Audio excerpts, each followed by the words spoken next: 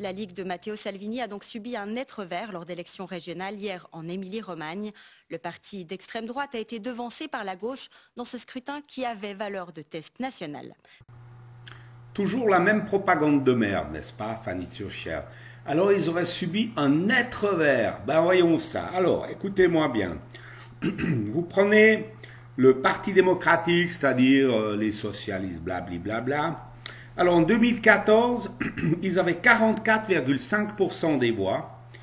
Et maintenant, à la dernière votation qui vient d'avoir lieu, 34,5% des voix. C'est-à-dire qu'ils ont perdu 10% entre les deux votations. Alors quand il s'agit, par exemple, de l'UDC lors de la dernière élection, elle aurait dit ils ont subi un net recul. Non, mais ici, ils ont gagné. Voyez. Alors je vais vous dire autre chose. La Lega, qui soi-disant a subi une nette défaite, en 2014, 19,4% des voix. Et maintenant, alors ils ont eu 32,10% des voix, c'est-à-dire plus 12,5% des voix. Voilà. Donc ceux qui ont vraiment gagné, c'est toujours la Lega. Mais la seule chose qu'elle ne dit pas non plus, c'est qu'il y a une prime à celui qui arrive avec le plus grand nombre de voix. Et puis on lui rajoute du pourcentage. C'est pour ça qu'il y a soi-disant les 52% des voix. Donc ça, c'est de nouveau du pur mensonge, de la manipulation médiatique. C'est toujours de prendre les gens pour des cons. Tamara Munkanovic. Pari raté pour Il Capitano. Matteo Salvini voulait triompher en Émilie-Romagne, mais la candidate de son parti a été largement devancée par celui de la gauche, selon des résultats quasi définitifs. Alors pour la nunuche qui commente en voix off, 2% de différence, ça a été largement devancé.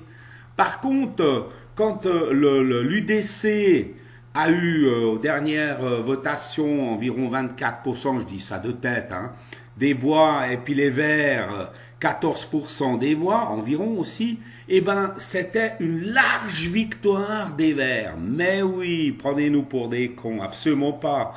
L'UDC, la Lega, Marine Le Pen, tous ces partis avancent et finiront bien par écraser toute cette merde médiatique. Le président sortant de la région, le démocrate Stefano Bonaccini, a recueilli 51% des voix, contre 44% pour la candidate de la Ligue, Lucia Borgonzoni.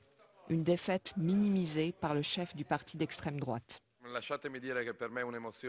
Je suis ému à l'idée qu'après 70 ans, il y ait eu pour la première fois un vrai match en Émilie-Romagne.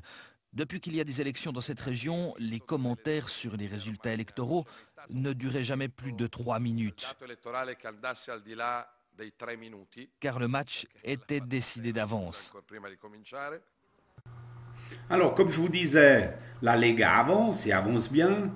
Et les partis mondialistes, c'est-à-dire pro-mondialisation, reculent partout en Europe, partout. Ça va bientôt disparaître, toute cette merde. On se réjouit d'avance.